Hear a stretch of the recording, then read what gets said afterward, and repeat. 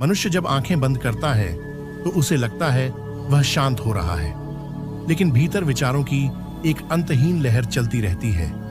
शरीर स्थिर हो सकता है, लेकिन मन और अहंकार की गति रुकती नहीं। विचारों का यह प्रवाह ही हमें खुद से दूर ले जाता है। हर विचार हमें या तो भूतकाल में ले जाता है या भविष्य की चिंता में डालता है। वर्तमान क्षण को पकड़ने का अभ्यास विचारों से परे जाने की पहली सीढ़ी है। शून्यता कोई साधारण स्थिति नहीं है। यह वह बिंदु है जहां सब कुछ होते हुए भी कुछ नहीं होता। लेकिन शून्य में पहुंचना एक यात्रा है, एक ऐसी यात्रा जहां शरीर, मन और अहंकार विलीन हो जाते हैं। जब हम ध्यान में बैठते हैं तो पहला कदम होता है विचारों को देखना, सिर्फ देखना, रोके बिना, पकड़े बिना। और अब मेरे प्रिय दर्शकों, मैं आपसे कुछ कहना चाहता हूं। अगर आप इस वीडियो को देख रहे हैं तो इसका मतलब है कि आप साधारण जीवन से ऊपर उठकर कुछ गहरा अनुभव करना चाहते हैं। यह कोई मनोरंजन नहीं है, यह आत्मा की पुकार है। मैं आपसे निवेदन करता हूं कि इस यात्रा को आधे में मत छोड़िए। हर भाग को अंत तक सुनिए, क्योंकि जैसे जैसे हम आगे बढ़ेंगे एक एक परत खुलती जाएगी। इस वीडियो के अंत तक पहुंचते पहुंचते आप खुद को उस शांति के द्वार पर खड़ा पाएंगे जहां विचार रुक जाते हैं और शुद्ध अस्तित्व ही बचता है। तो जब हम विचारों को देखना शुरू करते हैं, हम पहली बार उनके प्रवाह से अलग हो जाते हैं। अब विचार आ रहे हैं, पर हम उन्हें देखने वाले बन चुके हैं। यह स्थिति बहुत सूक्ष्म है। यहाँ आप न तो विचारों को रोक रहे हैं, न उनका पीछा कर रहे हैं। आप बस उन्हें आते और जाते हुए देख रहे हैं। धीरे धीरे यह देखना एक आदत बनता है, और जैसे जैसे यह आदत गहराती है, विचारों की शक्ति कमजोर पड़ने लगती है। जैसे कोई नदी हो जिसकी धारा पहले तेज थी, लेकिन अब धीमी होने लगी है। यही धीमापन ध्यान की अगली अवस्था को जन्म देता है। आप अब सिर्फ देखने वाले नहीं रहते, बल्कि अनुभव करने लगते हैं उस मौन को जो विचारों के पीछे छिपा था। विचारों के पीछे मौन है, और मौन के भीतर है शून्य। उस शून्य में प्रवेश करते ही अहंकार का अस्तित्व टूटने लगता है, क्योंकि अहंकार विचारों का ही विस्तार है। विचार है इसलिए मैं हूं, विचार नहीं है तो मैं भी नहीं। जब मैं नहीं बचता, तभी असली मैं सामने आता है। और यही है साधना की अगली अवस्था, जहां विचारों का मौन गहराता है और साधक अनुभव करता है कि मौन कोई निष्क्रियता नहीं है, बल्कि वह तो चेतना का सबसे जीवंत रूप है। वहां कोई शोर नहीं, कोई भाषा नहीं, लेकिन फिर भी सब कुछ कहा जा चुका होता है। यही मौन धीरे धीरे उसे उस स्थिति की ओर ले जाता है जहां विचारों की जगह शुद्ध उपस्थिति होती है। शुद्ध उपस्थिति का अर्थ है आप केवल हैं, कुछ कर नहीं रहे, कुछ सोच नहीं रहे, कुछ चाह नहीं रहे। इस अवस्था में शरीर अब सिर्फ एक खोल जैसा लगता है, मन एक धुंधली छाया और अहंकार एक सपना। जब साधक यहां पहुंचता है तो उसे पहली बार खुद का अनुभव होता है। वह जो शरीर नहीं है, जो नाम नहीं है, जो कहानी नहीं है। यही अनुभव धीरे धीरे स्थिर होता है, लेकिन यह स्वतः नहीं होता। इसके लिए अभ्यास चाहिए, निरंतरता चाहिए। जब भी आप ध्यान में बैठें, शरीर को एकदम स्थिर करें, जैसे कोई चट्टान हो, न हिले न डोले।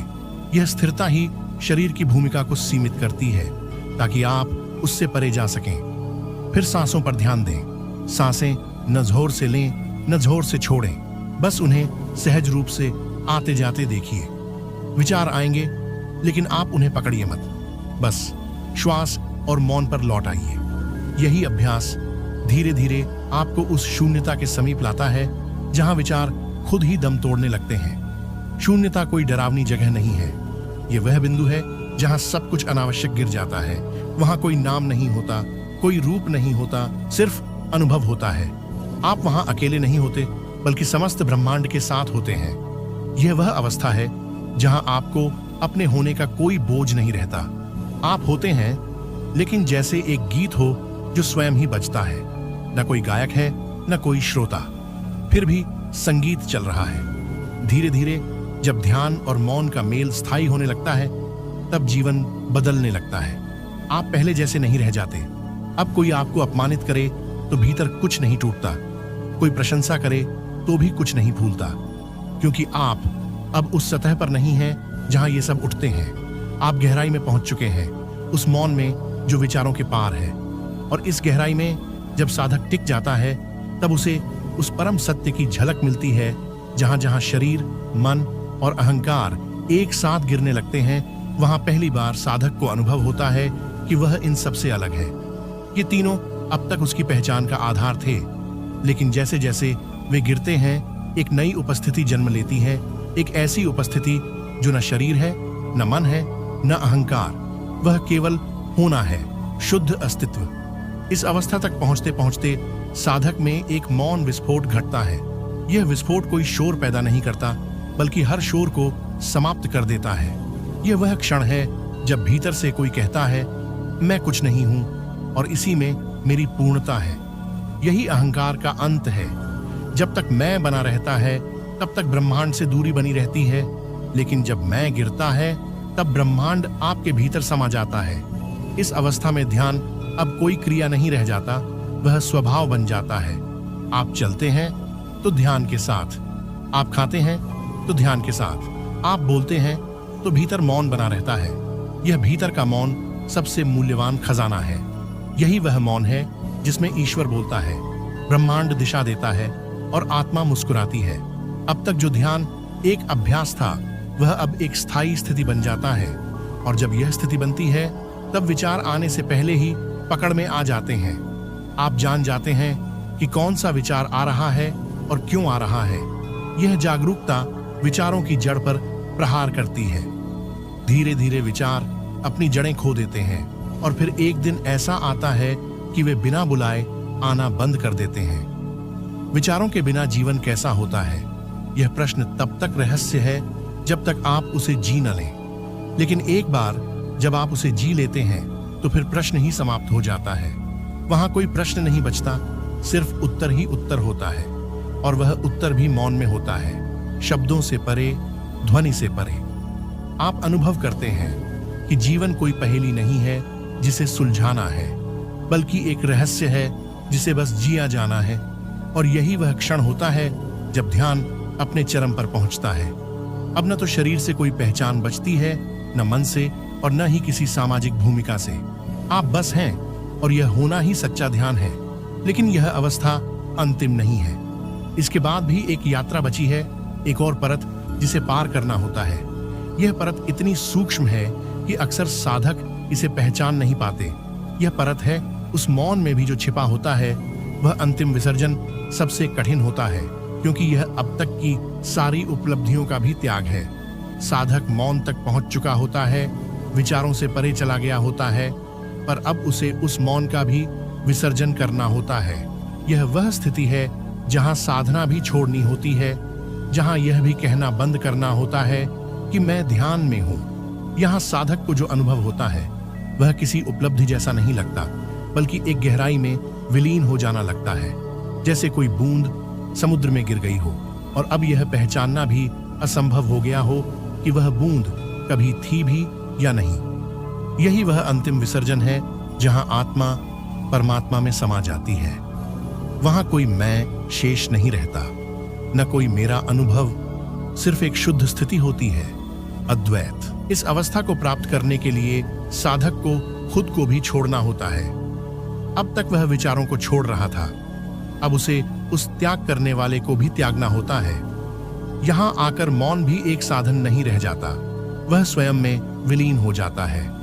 आप मौन नहीं होते, आप मौन में होते हैं, और धीरे धीरे वह मौन ही आपका अस्तित्व बन जाता है। इस बिंदु पर पहुंचकर संसार के सारे द्वंद्व समाप्त हो जाते हैं। न सुख रहता है, न दुख, न प्रेम में लिप्तता रहती है, न विरक्ति में दूरी। सब कुछ एक समान, समरस और शांत। जीवन का हर क्षण अब एक ध्यान बन जाता है, और मृत्यु भी अब कोई भय नहीं देती, बल्कि एक गहन विश्राम बन जाती है। लेकिन यह अंतिम विसर्जन तभी संभव है जब साधक भीतर से पूर्ण समर्पण करे। जब तक थोड़ा भी पकड़ना बाकी है, कोई विचार, कोई भावना, कोई स्मृति, कोई पहचान, तब तक पूर्ण शून्य संभव नहीं। शून्य वही पा सकता है जो पूर्णतः खाली हो। इस खालीपन में अनंत की प्रतीति होती है, और वहां से जन्म लेता है वह नाद जो शब्दों के पार है। इसे वेदों ने ओंकार कहा, योग ने अनाहत नाद कहा, और बुद्ध ने इसे धम्म कहा, जो चलता रहता है, जो गूंजता है, जो सब कुछ होते हुए भी कुछ नहीं है। जब साधक इस नाद को सुनता है तो वह जानता है कि उसकी यात्रा पूरी नहीं, बस दिशा बदल गई है। अब वह लौट रहा है उसी संसार की ओर, लेकिन वह वही व्यक्ति नहीं रहा जो कभी चला था। अब वह भीतर से रिक्त है और इस रिक्तता में ही उसकी पूर्णता छिपी है।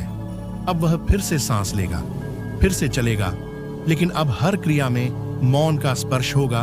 उसकी दृष्टि देखती तो है पर बिना निर्णय के, उसके शब्द निकलते तो हैं पर भीतर कोई बोलने वाला नहीं होता। उसका चलना, बैठना, देखना, सोचना, सब कुछ भीतर मौन से भीगा हुआ होता है। अब साधक और ध्यान दो अलग चीज नहीं रहते। साधक स्वयं ध्यान बन चुका होता है। यह वह अवस्था है जहां जीवन के बाहर कुछ नहीं करना होता। साधक अब किसी सिद्धि की तलाश में नहीं है। वह संसार में रहते हुए ही परम तक पहुंच चुका होता है। अब न कोई त्याग जरूरी है, न कोई पकड़, बस स्वाभाविकता ही उसकी साधना बन जाती है। आप कुछ भी करें, लेकिन करें मौन के गर्भ से। यही अभ्यास अब निरंतर चलता रहता है। ध्यान अब आंख बंद करके नहीं किया जाता, वह आंख खोलकर होता है। भीतर से शांत, बाहर से पूर्ण सजग। यही वह संतुलन है जहां विचारों की आवश्यकता नहीं रहती। विचार अब सिर्फ यंत्रवत आते हैं किसी कार्य के लिए, लेकिन वे आपको छू नहीं पाते, प्रभावित नहीं कर पाते। ऐसे व्यक्ति के साथ बैठना भी ध्यान बन जाता है। उसकी मौन उपस्थिति ही सबसे बड़ी शिक्षा होती है।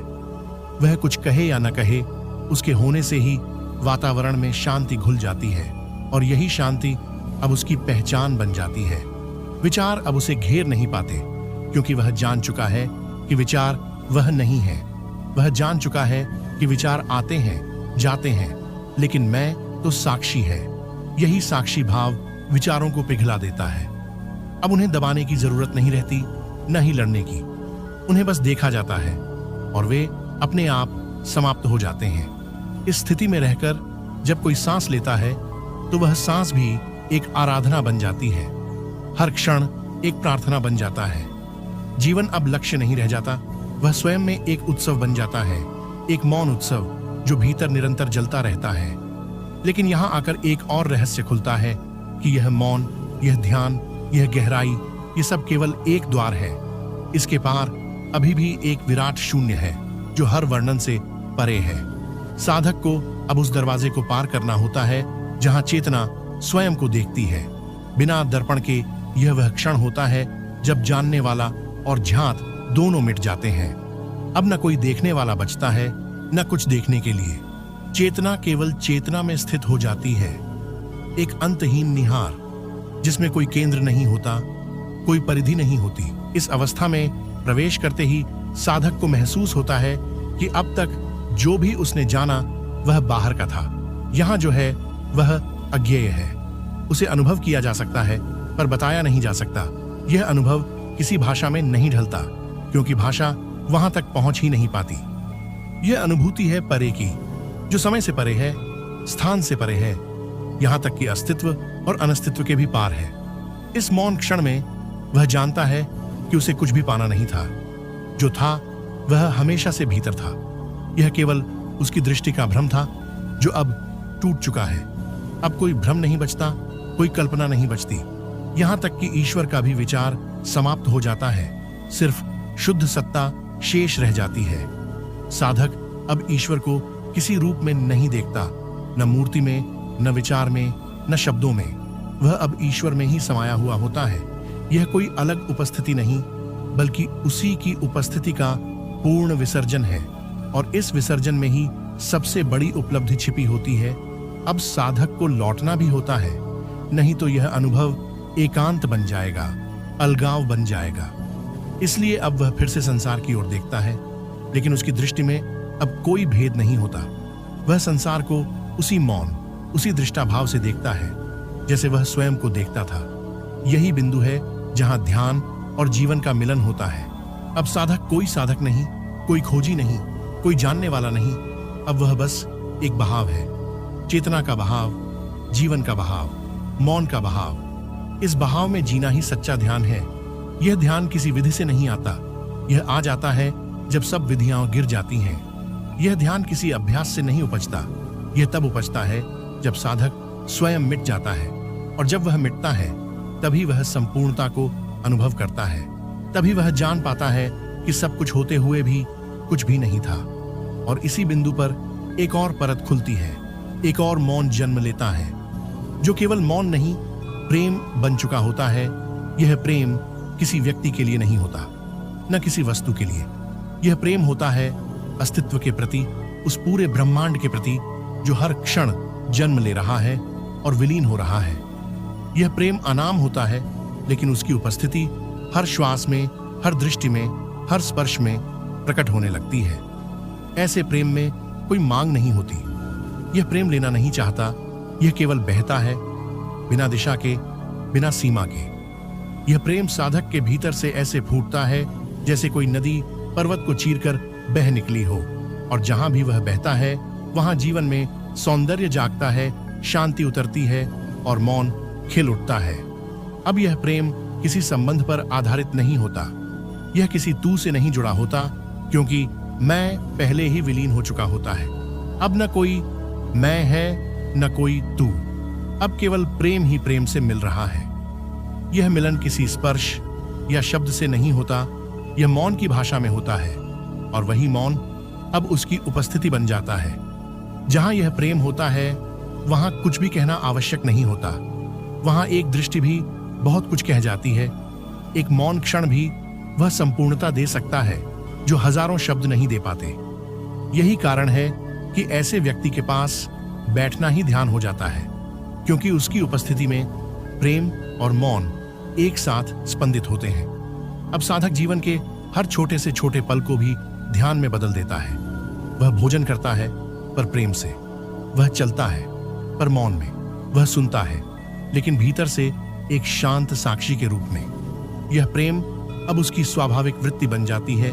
यह न किया हुआ होता है, न सोचा हुआ, यह केवल बहा हुआ होता है। और यह प्रेम जब भीतर से संपूर्ण रूप से फूटता है तब वह ध्यान को भी पीछे छोड़ देता है। अब ध्यान एक तरीका नहीं बल्कि परिणाम हो जाता है। यह प्रेम जब सर्वोच्च अवस्था तक पहुंचता है तो वह करुणा में बदल जाता है, जो संसार को अपनी ही छाया में समेट लेना चाहती है।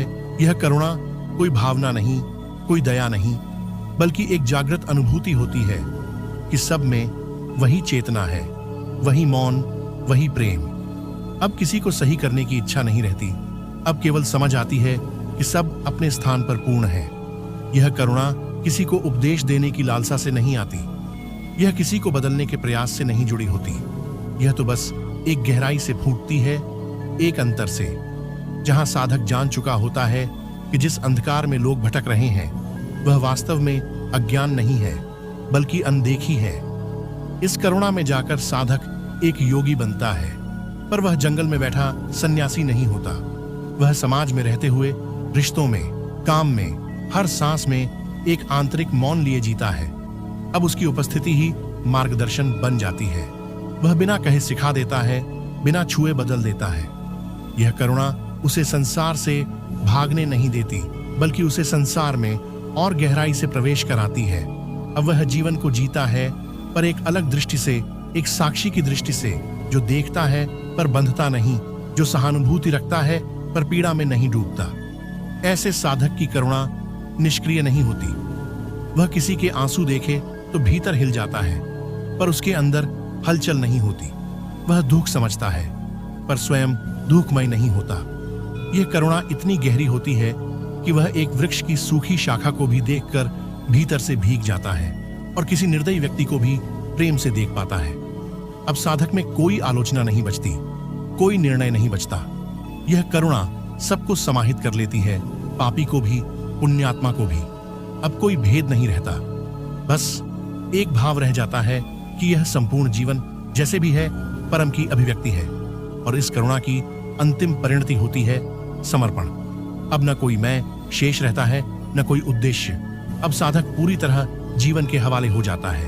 अब वह करता नहीं है, वह केवल माध्यम बन जाता है। और यहीं से प्रकट होती है एक नई यात्रा, जो न आत्मा की खोज है, न ईश्वर की, बल्कि स्वयं को पूर्ण रूप से मिटा देने की एक अंतहीन आग। यह आग बाहर नहीं जलती, यह भीतर उठती है, इतनी शांत कि कोई ध्वनि नहीं, इतनी तीव्र कि स्वयं का अस्तित्व भस्म होता चला जाता है। इस अग्नि में मैं का सबसे महीन तत्व भी जल जाता है। वह मैं जो ध्यान कर रहा था, जो प्रेम में था, जो करुणा में डूबा था। अब कोई साधना नहीं बचती, कोई ध्येय नहीं, कोई दिशा नहीं। केवल यह अग्नि बचती है जो हर पहचान, हर धारण, हर अनुभव को राख कर रही है। साधक अब यह नहीं जानता कि वह कौन है, उसे फर्क नहीं पड़ता कि वह है भी या नहीं। बस एक शून्य में विलीन होता भाव है, जिसमें कुछ भी पकड़ने को नहीं, कुछ भी बचाने को नहीं। यह अग्नि उससे जलाती नहीं, बल्कि शुद्ध करती है। वह अग्नि जो किसी तपस्या की मांग नहीं करती, वह अपने आप ही भीतर फूंकती है। जब साधक समर्पण के अंतिम सोपान पर पहुंच जाता है, तब यह अग्नि धीरे धीरे उसे उस अवस्था में पहुंचा देती है जहां न कोई विचार रहता है, न कोई भावना, जहां कुछ भी कहना, कुछ भी जानना व्यर्थ हो जाता है। अब वह केवल शुद्ध अनुभव बन जाता है। उसकी उपस्थिति एक आकाश की तरह होती है, व्यापक, खाली, फिर भी सब कुछ को समेटे हुए। वह अब किसी सीमा में नहीं बंधता। उसका शरीर है, पर वह उसमें नहीं है। उसका मन है, पर वह उससे नहीं जुड़ा। उसका नाम है, पर वह उसमें नहीं बसता। यह वह अंतिम चरण है जहां ध्यान, प्रेम और करुणा तीनों एक हो जाते हैं। अब साधक नहीं होता, केवल ध्यान ही साधक बन जाता है। अब प्रेम नहीं होता, प्रेम ही जीवन बन जाता है। करुणा कोई क्रिया नहीं होती, करुणा ही उसकी उपस्थिति बन जाती है। और जब यह अग्नि सब कुछ जला चुकी होती है, तब एक अंतहीन शांति प्रकट होती है। ऐसी शांति जो न जन्मी है न मरी है। ऐसी शांति जो शून्य नहीं है, परंतु सब कुछ उसी शून्य से उपजा है। यह शून्य कोई खालीपन नहीं है, यह अस्तित्व का मूल बीज है। यहाँ कोई गति नहीं, कोई कंपन नहीं, फिर भी यही सबकी जड़ है। यह वह मौन है जिससे हर ध्वनि निकलती है और फिर उसी में लौट जाती है। इस शून्य में पहुंचकर साधक अब साधक नहीं रहता। अब उसे कुछ भी अनुभव करने की आवश्यकता नहीं होती। अनुभव और अनुभवी दोनों विलीन हो जाते हैं। बचता है तो बस वह जो कभी न बदला था, न बदलेगा। एक शुद्ध उपस्थिति जो समय से परे है, मन से परे है, देह से परे है। अब विचार नहीं उठते, क्योंकि विचार उठाने वाला कोई केंद्र नहीं बचा। अब मन नहीं चलता, क्योंकि उसे चलाने वाला कोई अहंकार नहीं है। अब शरीर तो है, पर वह केवल एक उपकरण है, जैसे कोई वाद्य हो जिसमें अब कोई संगीतकार नहीं बचा, फिर भी संगीत बजता है। यहाँ जीवन चलता है, लेकिन करने वाला कोई नहीं होता। जो घट रहा है वह अपने आप घट रहा है। जैसे फूल खिलता है, जैसे हवा बहती है, जैसे सूर्य बिना प्रयास के चमकता है। अब सब कुछ सहज है, स्वाभाविक है। कोई प्रयत्न नहीं बचा, कोई खोज नहीं रही। अब साधक जानता है कि उसे कभी कुछ पाना नहीं था। जिसे पाने के लिए उसने जीवन भर प्रयास किया, वह तो पहले से ही भीतर था। शून्य की यह अनुभूति उसे उस पार पहुंचा देती है जहां कुछ भी कहना बचा नहीं रहता। अब वही शून्य प्रेम बनकर बहता है, वही शून्य करुणा बनकर स्पंदित होता है, वही शून्य ध्यान बनकर मौन में डूबा रहता है। जीवन अब एक कविता नहीं, स्वयं काव्य हो गया है। मृत्यु अब कोई अंत नहीं, बल्कि उसी शून्य में लौटने की सरल प्रक्रिया बन चुकी है। और जो व्यक्ति इस शून्य को जान लेता है, वह संसार में होते हुए भी संसार से पार हो जाता है। वह चलता है, पर उसे कोई दिशा नहीं चाहिए। वह बोलता है, पर उसमें कोई वाणी नहीं। वह जीता है, पर उसमें मैं नहीं। अब केवल वही बचा है जो बचने योग्य है भी नहीं, क्योंकि वह कभी मिटा ही नहीं था। ध्यानपूर्वक अब हम इस अद्भुत यात्रा के अंतिम क्षणों में प्रवेश कर चुके हैं। जो शुरुआत हुई थी एक प्रश्न से, विचारों को शून्य कैसे करें। सब कुछ होकर भी कुछ नहीं रहता, और कुछ न होकर भी सब कुछ उपस्थित होता है। प्रिय साधकों, यदि यह यात्रा आपके भीतर थोड़ी भी हलचल लाई है, थोड़ी भी शांति की अनुभूति कराई है, तो यही इसका उद्देश्य है। अब यह मत पूछिए कि आगे क्या करना है। बस यही मौन, यही शांति, यही शून्य अपने जीवन में उतारिए, क्योंकि यही शून्य है जहां से सब कुछ जन्म लेता है। आपने इस 10 भागों की ध्यान यात्रा में साथ दिया, इसके लिए आप स्वयं को धन्यवाद दीजिए, क्योंकि आपने समय दिया अपने भीतर उतरने का। और अब जब यह वीडियो समाप्त हो रहा है, तब भी यह यात्रा भीतर चलती रहे, बिना शब्दों के, बिना आवाज के, केवल मौन में, यही वास्तविक ध्यान है, यही शून्यता का सौंदर्य है, और यही आप हैं, अनंत, अचल, पूर्ण। धन्यवाद।